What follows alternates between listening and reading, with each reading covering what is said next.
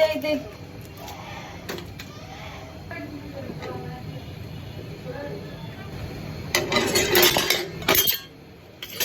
আসসালামু আলাইকুম এভরিওয়ান। আজকের ব্লগটা থাকবে আমি কিচেনে গেলে কি কি ডিজাস্টার হয়।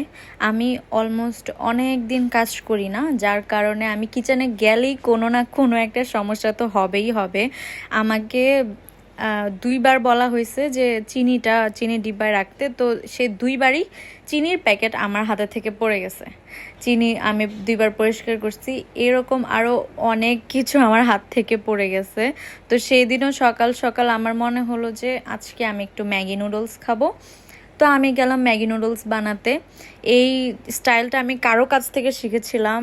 কেউ একজন আমাদের বাসায় এসে ওনার বেবির জন্য খাবার রান্না করতেছিল, তো উনি এইভাবে করছে। তো আমি মেবি একটু টেস্ট করছিলাম, তখন আমার অনেক বেশি ভালো লাগছে, যার কারণে আমি এখন ম্যাগি নুডলসটা এভাবেই খেতে পছন্দ করি। কারণ হচ্ছে ম্যাগি নুডলসটা না আমার এখন আর মানে জাস্ট পানি দিয়ে সিদ্ধ করে মশলা দিয়ে খেতে ভালো লাগে না, কেমন জানি একটা হয়ে যায় আর কি। তো যার কারণে আমি হচ্ছে এরকম করে সুন্দর করে জাস্ট প্রথমে তেলের মধ্যে ডিমটাকে দিয়ে একটু লবণ ছিটিয়ে ডিমটাকে স্ক্রাম্বল করে ফেলো। তারপরে হচ্ছে যেই নুডলসটা আছে এটা দিয়ে দিব, তারপরে হচ্ছে পানি দিয়ে দিব, তারপরে যে মশলাটা আছে ওটা দিয়ে দিব, তারপরে এটাই হয়ে গেছে, মানে নুডলস হয়ে গেছে। কিন্তু প্রথমের যে প্রসেসিংটা, যেটা হচ্ছে তেলের মধ্যে ডিমটা দিয়ে ভাজি করা, ওইটার জন্য আসলে নুডলসটার টেস্টই চেঞ্জ হয়ে যায়, অনেক বেশি মজা লাগে। আর এখানে আমি বসে বসে অনেক মজা করে নুডলস খাচ্ছি কিচেনে, এরকম উল্টাপাল্টা সব কাজ করে অনেক মজা হয়েছে। ম্যাগি নুডলসের যে স্মেলটা মানে আমার পুরো স্কুল লাইফটাকে মনে করায় দেয়।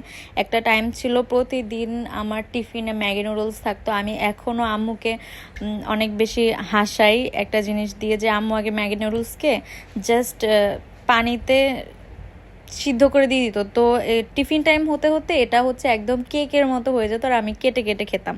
আর এই যে আমার ভ্লগের ম্যান্ডেটরি একটা ক্লিপ, যেটা হচ্ছে চা বানানো। ভ্লগের মধ্যে যদি চা বানানো না থাকে তাহলে আমার মনে হয় যে আজকে ভ্লগটা কোনো কিছু একটা মিসিং লাগছে। অ্যান্ড আমার ভ্লগে কম্পালসারি থাকেই চায়ের এই ভিডিওটা। আর এখানে হচ্ছে সন্ধ্যার দিকে আমাকে বলা হয়েছে শরবত বানাতে। আমি যেদিনই ভ্লগ করি, মানে হচ্ছে যেদিন আমি শরবত বানাই দইয়েরটা, সেদিনই আমি ভ্লগ করি। মানে অন্যান্য দিন আর যখন ডিফারেন্ট শরবত বানানো হয় সেদিন আমার ভ্লগ করা হয় না। তো আজকেও সেই রকম আমি দইয়ের শরবত বানাচ্ছিলাম। এখানেও অনেক অনেক অনেক উলট পালট কাজ করেছি, যেমন আমি হচ্ছে শরবত একটু ফেলেও দিয়েছিলাম। অনেক কিছু হয়েছে, বাট মনে নেই, 2-3 দিন আগের ভ্লগ এটা, তাই।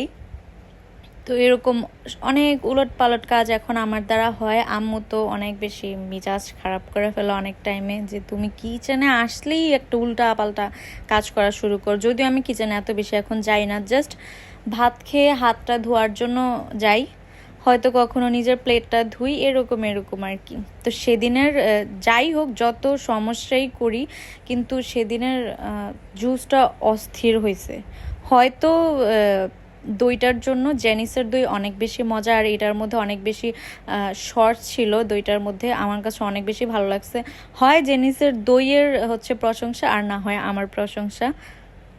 আই থিঙ্ক দোনোজনেরই প্রশংসা করা উচিত, কারণ হচ্ছে আমি অনেক মজা করে বানাইছি। প্রথমে ভেবেছিলাম যে হাফ দইটা দিয়ে শরবত বানাবো, তারপরে পুরো দইটা দিয়ে শরবত বানানো হয়েছে। আর এই যে শরবত দিয়ে আজকের এই ব্লগটা আমি এখানেই শেষ করছি। আল্লাহ হাফেজ।